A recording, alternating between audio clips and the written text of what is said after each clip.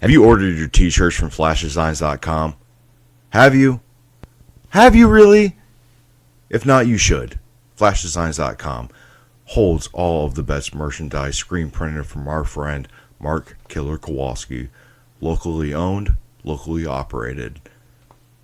If you want to act local and think globally, here's your chance. Flashdesigns.com, holding all your Moon Tower merchandise. T-shirts, beer koozies, all to your service. Flashdesigns.com.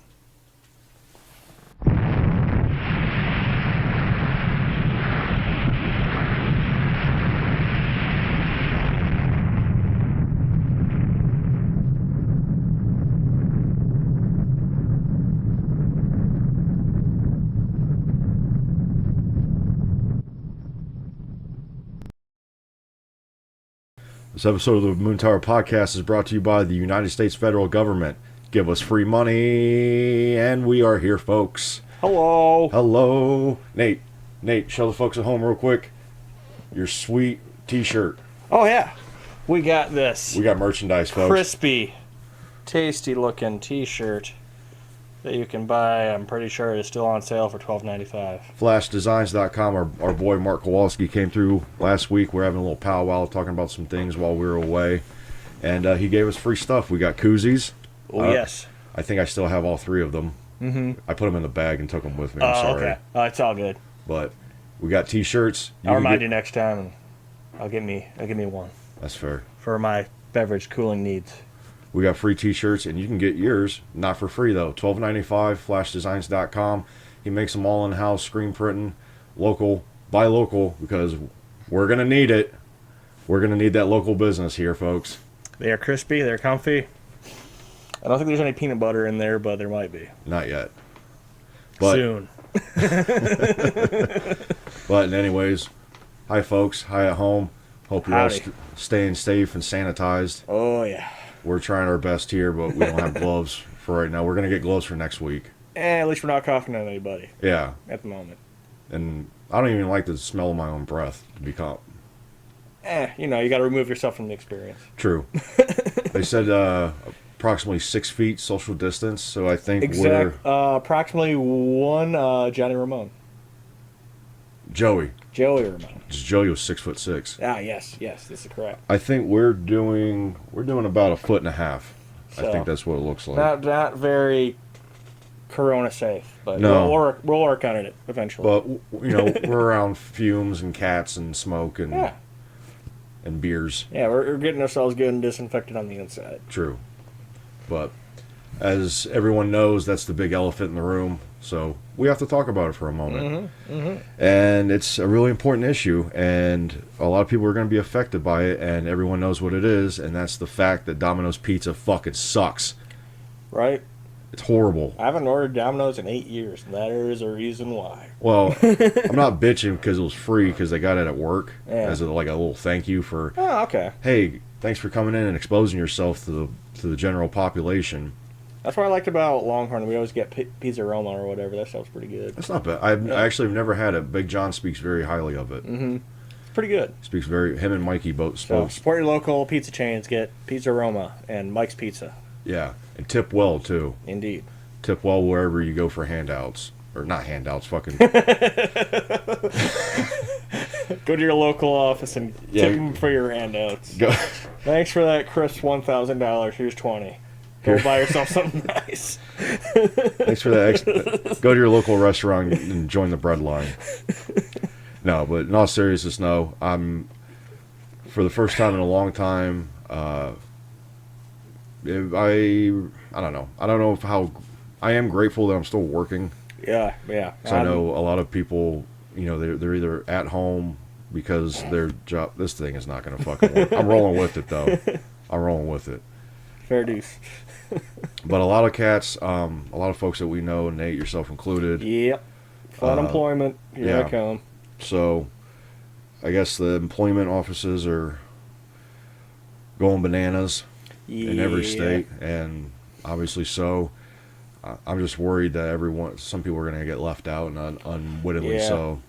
And, best thing I can tell you is, getting there, like, while the getting's good, fill out your information if you need to fill out for unemployment. And, stay strong. Yeah, and that's the thing. I'm not worried about the virus. Worried as in, oh my god, I gotta blah, blah, blah, and go batshit crazy and buy 50 rolls of toilet paper, which is completely fucking unnecessary. I'm good enough to keep myself isolated, so I'm not terribly worried. And I got cold medicine stocked up. So. Yeah, it's not. I mean, yes, it is a concern. People are fucking dying because of it. People are getting sick because of it. A lot of people in Italy. Like, I think the confirmed deaths is like 450 something. That was just yesterday. Yeah. In a day. Yeah. It's getting fucked, especially over there. Yeah. France is shut down. Spain is shut down. Fucking China is doing whatever China does. The whole reason it spread, from what I heard, is like people like traveling to like more remote areas, and the travel, like people like, cross-contaminating with each other while they're traveling, and ended up spreading it more. Yeah. So, whatever you do, just stay home. For the love of God. Well, and the thing is, and I'm not trying to sugarcoat it. It is temporary, but a lot of people are going to get hurt because of it. Yep. Now's the time, like when this shit hopefully blows over soon, and things start churning again. Buy local. Yeah. Yeah. Support your local businesses, your dudettes. I myself am guilty of not doing so, but it's easy to take things for granted when they seem to be running smooth. Oh yeah. Not to say that everything was running smooth to begin with, or was 2 weeks ago. But I'm honestly kind of glad it happens, exposing like all the holes in the system. So and that's hopefully they start taking a deeper look at all this shit. And I'm not trying to go off on a tangent, but like I'm guilty of it. I saw a friend that said, if you talk shit about socialism, don't take the handout. When it comes to you, and I'm like, yeah. Repost. I see just as many people saying like, "Oh, you can't take the handout because he's not your president." It's like that's fucking stupid. It's still socialism. Yeah, well, and then it's true though. Like stuff like that, like just shut the fuck up about it. Yeah, seriously. I'm guilty of it. People need help. Just be compassionate. Yeah, it's like shit. And I've told friends and family, let me know, because I'm still working. I got my tax return. I'm doing all right. Yeah. And there's food to go around. Don't be worried. I imagine a lot of you already stocked up, so. Oh, that's, as you can imagine, that's been the fun part at work for the past week. Yeah. Like, on a good day, we would do about 35, 40,000 maybe. Mm-hmm. We've been averaging over 50 for the past, 10 days. Jesus. Easy. Like, the last couple of days has been 40, 45. But that's still, and the way that they have the ordering now for my department is you have to order a week and a half in advance. So we literally got caught in the crossfire on this because it's a thing called shrink in my line of work, where if you don't use it and you don't rework it, it gets thrown out. And it gets written off, and then you're talking about all that chicken that one time. Yeah. When it comes to inventory, the number, you put the numbers together and plus minus. Well, before all of this started popping off, we were cutting back on ordering. Yeah. So the last perfect storm, straight up got caught in the eye of the shitacane.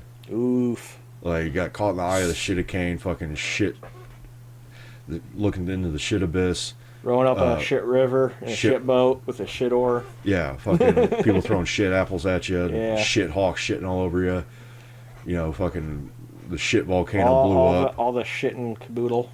Yeah, straight up. The fucking the shit volcano blew up, and now there's a Pompeii catastrophe flowing through Sunnyvale Trailer Park. But Sunnyvale Trailer Park happens to be basically the entire world. Yep. So. And my pants. That's a different story. That I think it's gonna be my pants too. With all the dominoes was show and tell day. Yeah, shit and tell. Not so much. I don't want to do that. I really don't want to do that at all. That sounds like a horrific idea and a good way to get dysentery, or is it cholera? Maybe the cholera. Got it. But I mean, it is good to see that businesses are allowing, for the most part, their employees to file for unemployment. They're helping out. It's that whole communal thing. But yeah. at the same time, it's like, the big businesses are getting bailed out again, of course. Yep. It's like, okay, so why can't we fund, like health insurance for people and shit like that? Like, I mean, I hope people are like asking themselves questions while this is going on, but Yeah, I'm not. I don't expect much out of it, honestly. Well, I don't. To be quite honest, I don't really expect people to ask a whole lot of questions about how things have been running. Yeah, especially being preoccupied. Yeah, they're just worried about trying to get their shit squared away and trying to make sure their kids are all right and stuff like that. See, like, I will say I'm in a fortunate position. I don't have kids. I don't have to worry about that. I am still working, and I'm grateful for that. Mm. I don't have a whole lot of things to worry about except myself and the people I care about. That's really it. Yeah, I haven't gotten too bummed out about it yet. I'm still kind of like,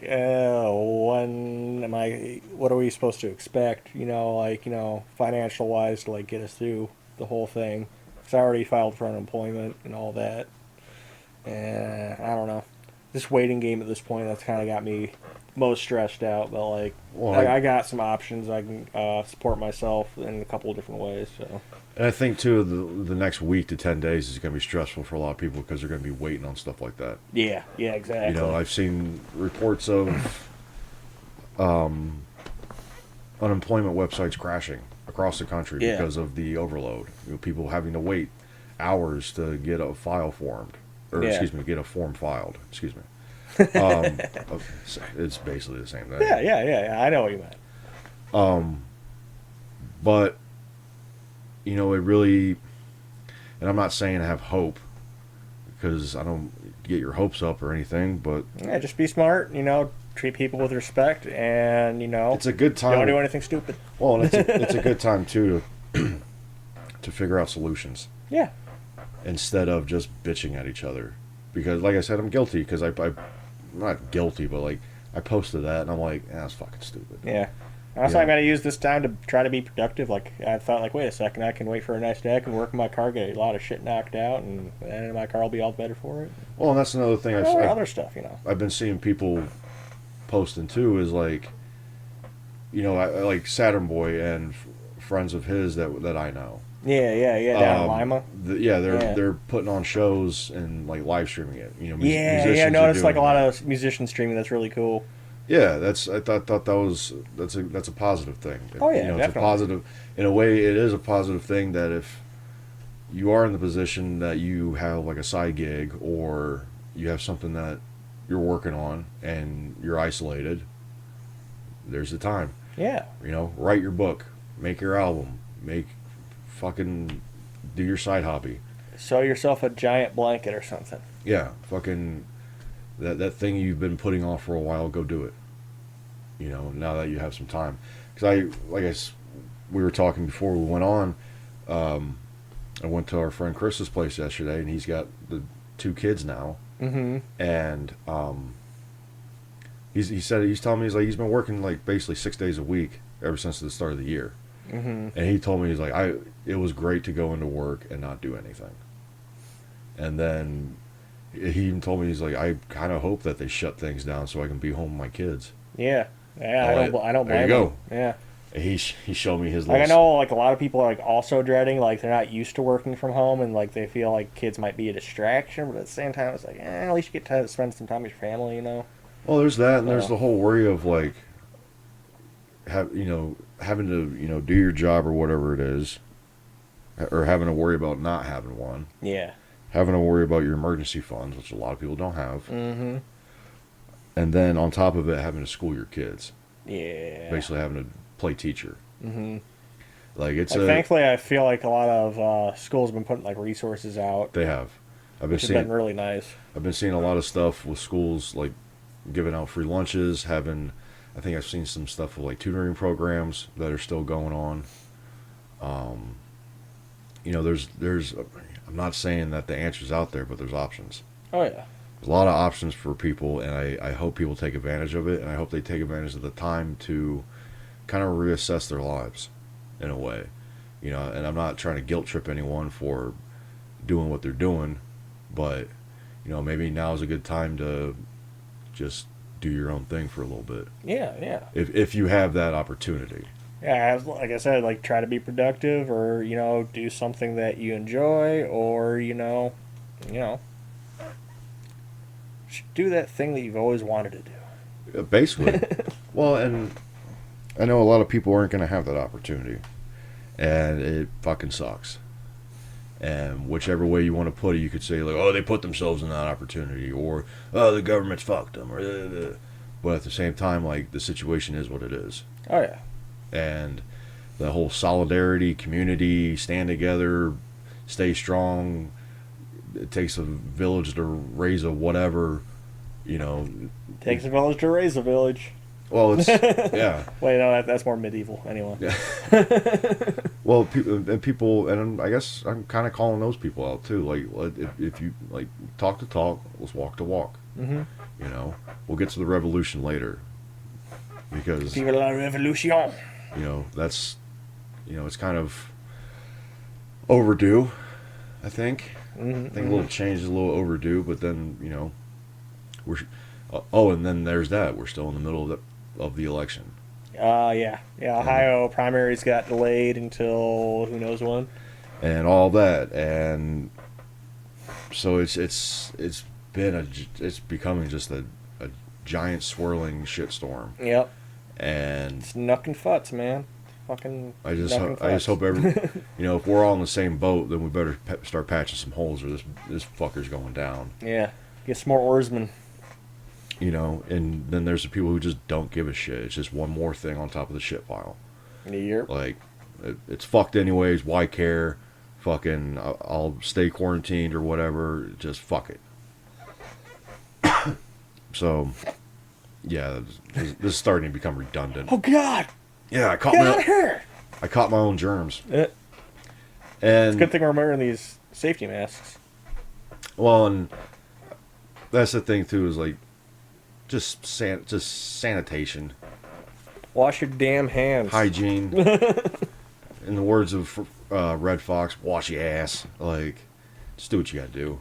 Or in the words of Del the Funky Homo Sapien, wash your ass, brush your teeth, comb your hair, else be funky.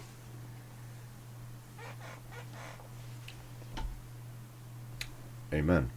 Amen to that. But in the meantime, while you're at home, quarantined, isolated from society, not giving a fuck, doing what you're doing, and you're on the internet, you got a couple movie recommendations you can check out. Ooh, yeah.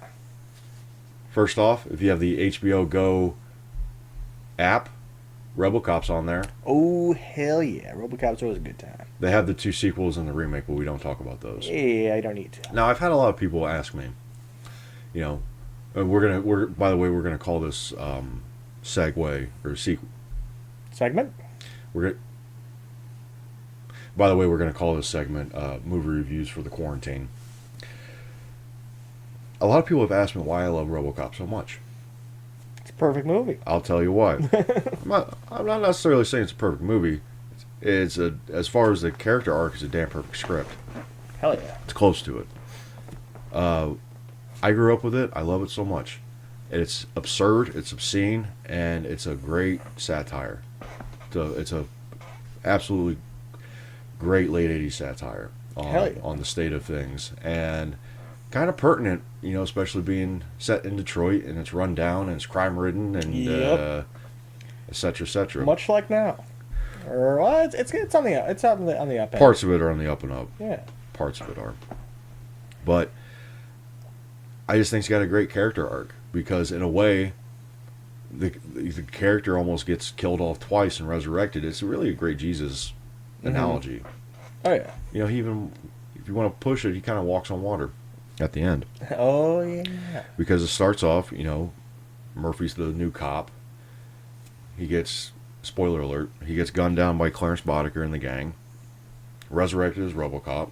Nearly gets turned into the bad guy. By Dick Jones, and after he tries to arrest him for being an accomplice with Clarence Boddicker, and then he sticks the Ed 209 on him, and then the fucking entire Detroit police force show up and try to gun him down. but then he's resurrected once again as the good guy at the end. Hell yeah. So that's on HBO Go. Netflix, there's a litany of things to choose from. Oh, yes, there is. One of which is the 1991 classic Robin Hood, Prince of Thieves. Oh, Kevin Costner, come save me. With Kevin Costner's Indiana Robin Hood. That man could steal my riches any day. With his absolutely perfect British accent. Morgan Freeman as the Arabian sidekick. Mm-hmm. Asim. The late great Alan Rickman as the Sheriff of Nottingham, a.k.a. Hans Gruber in Robin Hood times. It's just a great all-around family-friendly flick. It's cheesy as hell. It's got a great score.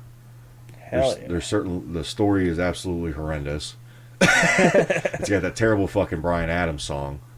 But once again, loved it since I was a kid. Absolutely loved it. So there you go, folks. If you're bored, there's a couple options for you. Or you can just watch the dogs fuck. Hey, man, there's nothing better on TV. Or you can fuck the dog. Or you can fuck the neighbor's dog. I do not condone that. Ian has his own opinions. I'm just saying. Different people, different strokes.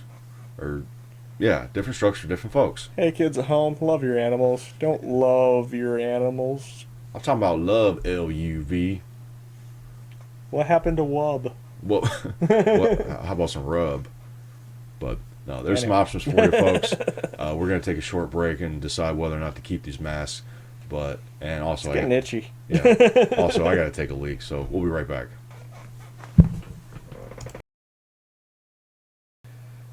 Hi, welcome back, folks, for part 2 of this new episode. We were just talking during the break about some things that if we were permanently quarantined, like a lot of people around the country are. Yeah. What would be some of the things? We're talking about solutions. Let's get some solutions. Yeah. Personal solutions. How about that? Give some people some things to do. Yeah. Nate, what are you going to focus on while this whole spiel is going on? Updating our Anchor and playing guitar. I already played video games for the last 3 days straight, so try to do some things that'll get me ahead in my life, but not my career, I guess. Yeah. Well, maybe you should start your own business. Do your own I can learn how to do stocks. Do some stocks and get your own delivery business going. Yeah, I got an offer from Grubhub already. Might be doing that. So. Well, there's that. I mean, that might be something for you to look into if you get your car fixed and everything. Yeah, and they're talking about gas going down into under $1 at some point. Gas is supposed to be stupid cheap coming up. It's already stupid cheap.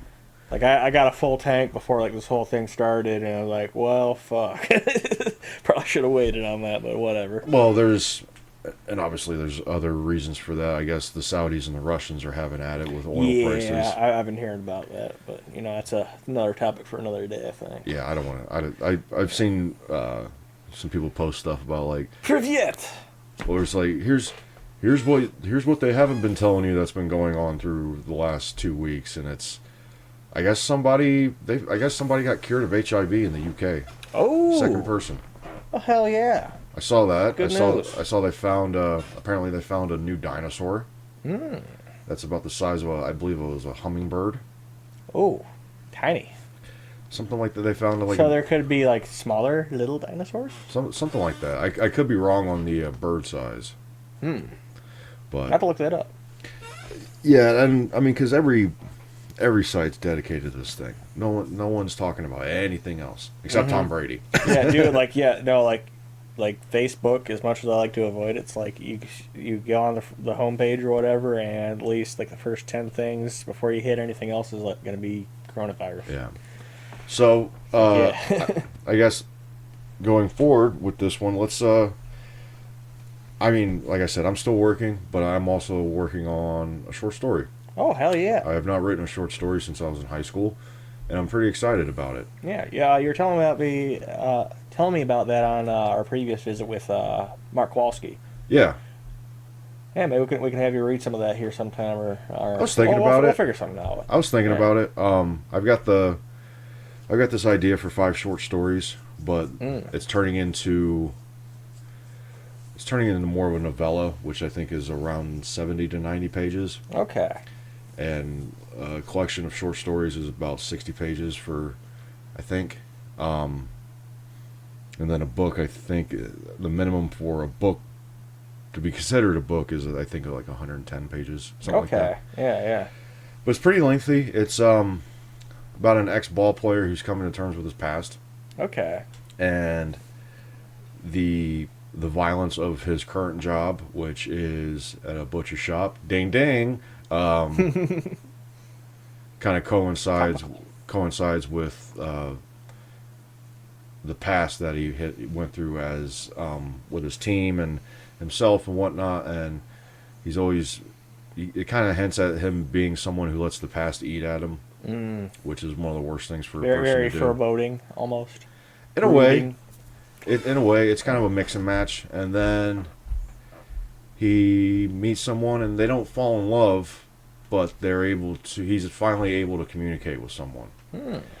That's not through vulgar language or violent outbursts or like a customer to server relationship. Yeah. Like the only actual relationship he has comes at towards the end of the story. So I've been siphoning my way through it. I have a bit of dialogue to work on, but I have an ending that I think it's going to be pretty good. I think I'm going to end it with something like not a white lie, but more like a noble lie. Okay. I think it was Plato talked about the noble lie, where it's if you tell a lie, but it benefits the parties at hand, in a positive manner. Not necessarily like keeping a secret. Yeah, but like shading the truth a bit. Yeah. But in order for things to go forward. Okay. So I think I'm going to try to do that. I'm going to try to see how that works. And another thing that I'm doing is going back and forth between past tense and present tense, which is a very tricky thing to do and is a big no-no for beginning writers. Yeah. Like, you always want to try to stick with one tense throughout the whole story.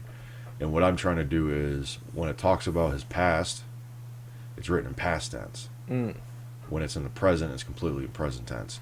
So that way you can... That makes it simple enough to follow along. Well, and because what I'm trying to do is make it so that way you can decipher when it's taking place. Yeah.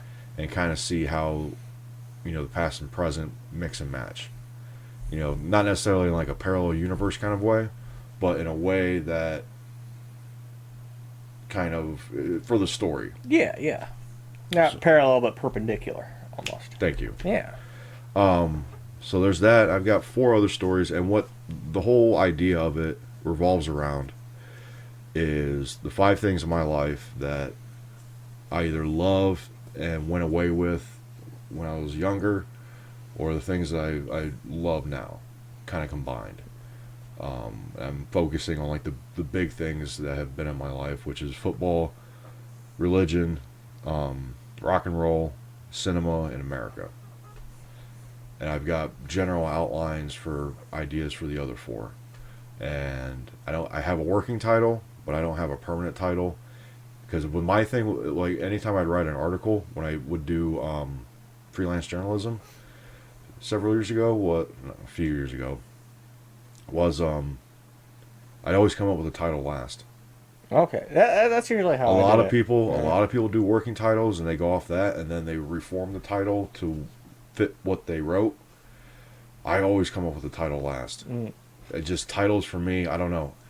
We were watching a brain dump with that, where like Max made the episode about Star Wars.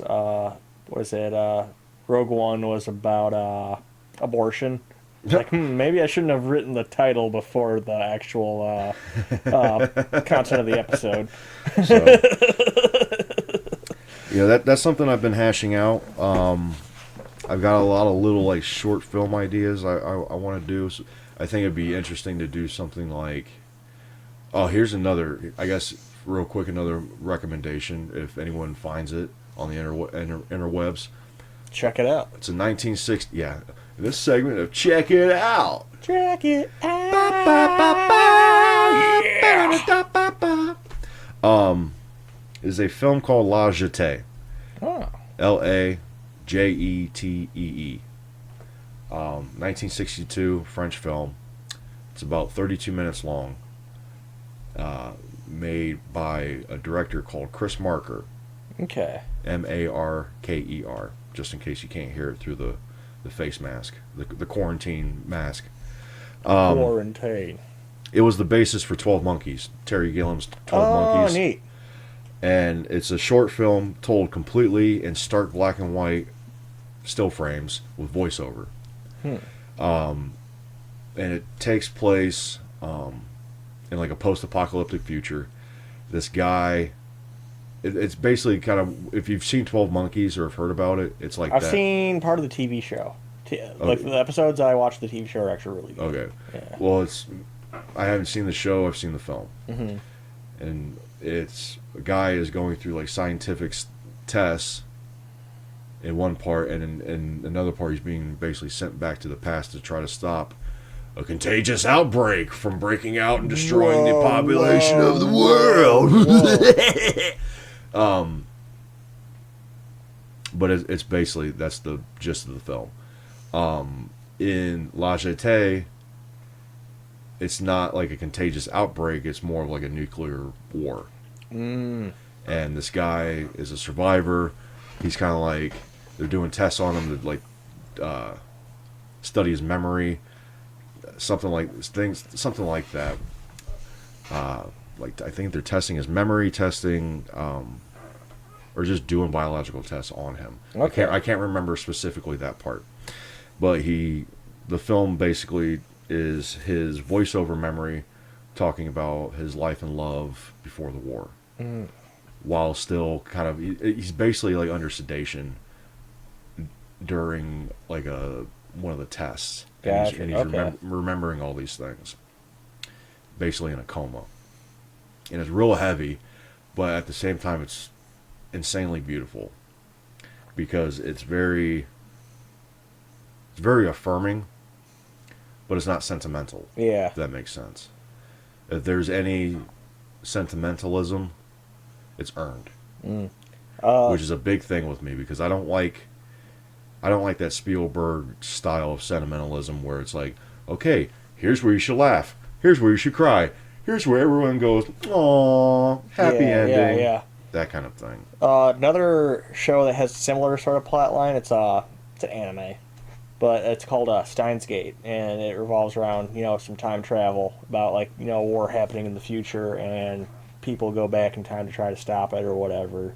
And the main character has to go through like multiple timelines of like his friends like dying multiple times over and over again to like try to figure out the solution to like make the perfect timeline. And it's more like living in the moment, like like dude's obviously going through like a lot of traumatic stuff, but like he eventually does figure it out, and like by the end of it you're like, yeah, that guy got it. It's cool. Right on. Yeah. Right on. But another quick recommendation for those of you at home if you want something interesting to watch. But no, going back, yeah, I've been kind of just hacking at this story because it's been a long time. Like I said, it's been since probably high school that I wrote a short story. Now I've tried my hand at script writing, which is a completely different beast. I've done freelance journalism, like article, op-ed style writing, which is another thing. But I wanted to try my hand at this to see if I could do it. Yeah. See what happens. Now you got to try. And one of the things that I found too is kind of just anytime you're trying to tell a story is when you're starting out, a lot of it is going to be autobiographical in some form or fashion. It may not be taken straight directly from your life or directly from your experiences, but like an amalgamation of such. A menagerie of sorts. Yeah, and playing around with the characters because they're all based off people I've worked with. Mm-hmm. And the one kind of female Or she is not kind of a female. I wonder, is that a girl? I'm creating this character, but I don't know what she is. The one person he actually has a moment with, not even a relationship, but like a moment, a night. They spend the night together. Mm-hmm. Is an amount like a conglomeration of a lot of women that I know. Things from hair to the way they talk to what they say to what they listen to, what's on their walls, what they're wearing, what they smoke, what they drink, stuff like that. Yeah. Okay. I keep fidgeting with this thing. They say don't touch your eye. Yeah. They say don't touch your eyes or your nose or whatever. But anywhere the face hair region, like bad juju. That's a no. But I've been doing that. I've been expanding my movie collection. Bought some new Criterion. Yeah, I saw that. That's that. Very nice. Very nice. I'm kind of piggybacking off the neighbor because he's just anything he's remotely interested in, he'll just buy it, even if he hasn't seen it. I've been thinking about doing because Criterion does half-off sales. Oh, neat. Every season, so they'll have like a spring, quarterly, more or less. Yeah, like a spring sale, summer sale. I don't know if they're going to do it with shit that's going on.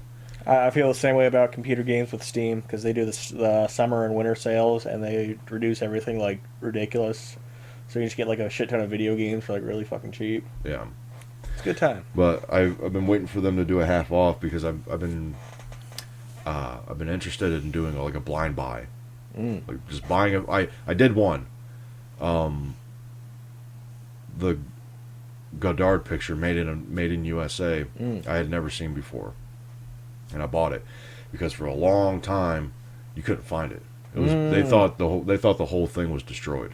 Oh, you couldn't find a print of it, but then it just popped in my head because they have Criterion had a flash sale where it's a 50% off sale for 24 hours.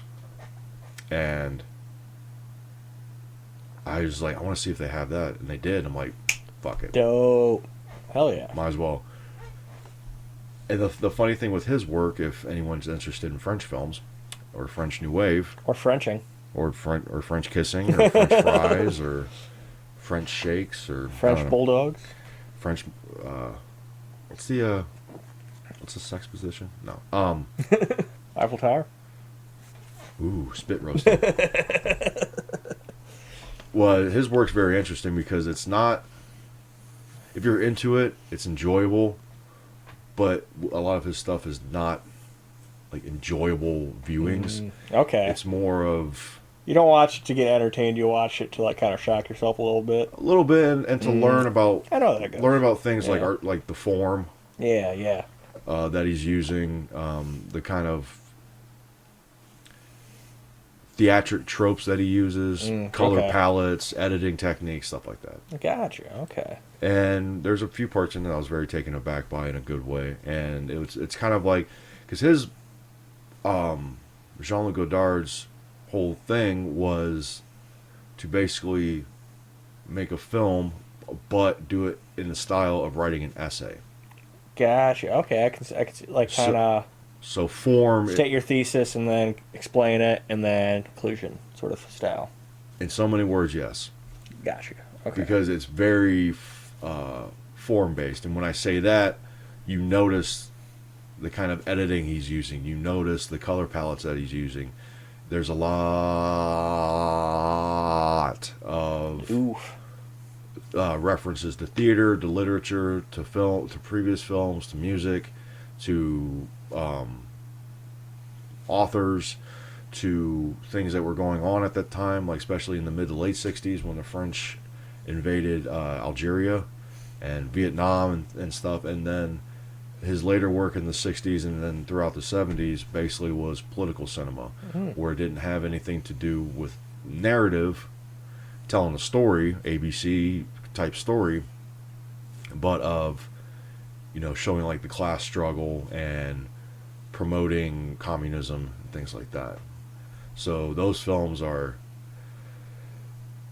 you don't watch those to get a story. You watch them to see what his ideas are. Yeah. Kind of, He's, enter the mouth of madness almost. in a way, I mean, Yeah. he's a lot of his stuff is based on ideas, Okay. things, I can dig it. observations that he has about, or critiques that he has about like consumerism, consumer culture, modernism, this style of art, stuff like that. So if you're into that, it's a treasure trove. But if you're not, I get why. But I think it's all recommended viewing. I would recommend all of it. Hell yeah. Not in the sense that you're going to enjoy it, but his Yeah, film, things are subjective. yeah, but especially his films from 1959, 1960 to 1967. Because I think in 7 or 8 years, he made, I think, 13 films.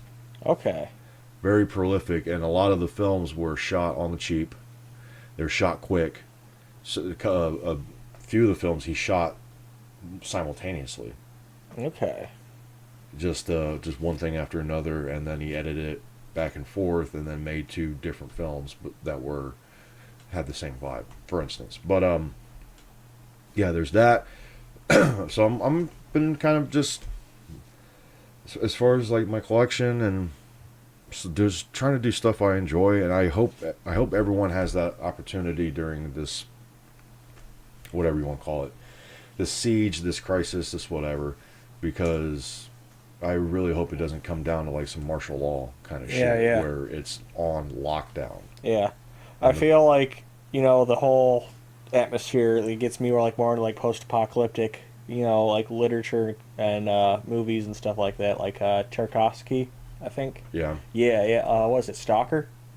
Yeah, I watched that recently. I need to go back and watch it. Like, the process fucking killed him.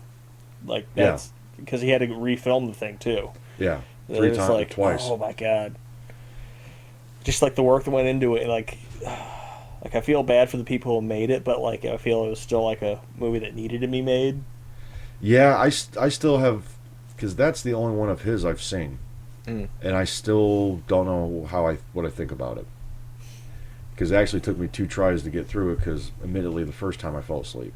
I had heard about his pacing and how he tried to use cinema as like a poet, Okay. visual poetry. It was still very. What was his movie that was kind of like a counterpoint to 2001? Yeah, Solaris. Yeah. Yeah, Stalker's the first and only one of his I've seen, but yeah, there's that. I've just been just trying to do my thing, and I hope everyone out there has the opportunity to do that. Absolutely. Through this, I hope everyone has the opportunity to, work on your side gig, spend time with your kids, Eat some good food, maybe. Spend some time cooking. just trying Or to learn to cook. There's something you can do during There you go. the corona apocalypse. Here's a weird thing too. Read a book. Yeah. Because I've been slugging my way through Helter Skelter, and I think when I get done with Helter Skelter, because this whole Corona thing started when I started reading that. Oh. So I think when I get done with the book. Okay, yeah, that has some symbolism there, personal symbolism. So when I get if and when I get done with the book, all of this will end. That's what I'm hoping for. Okay. Fingers crossed. Anyone out there with me? Hey, I'm rooting for you. Thanks, buddy. All right, folks. We just wanted to touch base with you and get back and let you know that we're doing all right, considering. We hope you all don't get sick. And if you do get sick, we hope swiftness in your recovery. Yeah. Solidarity with all the health workers out there, all the plumbers, electricians, hospitality workers, people working in grocery stores, restaurants, delivering food. Yep. Delivery guys, fucking, did I say electricians? Maintenance guys. Plumbers. the whole works. Truck drivers, especially. Not Trump. Yeah. Fuck Trump. He owes us money. But in the meantime, you guys hopefully stay safe, keep laughing, don't drive yourselves crazy, don't turn into Jack Nicholson in The Shining. And if you do, let us know. Yeah, and if you do, we've got a Facebook page, and we're going to start working on a website soon. So, a little fan interaction. Tuned. But thanks again, folks. We got a new Saturn Boy song coming up. Yeah, let's check it out. Alrighty, folks. You guys be good. We're out. Peace.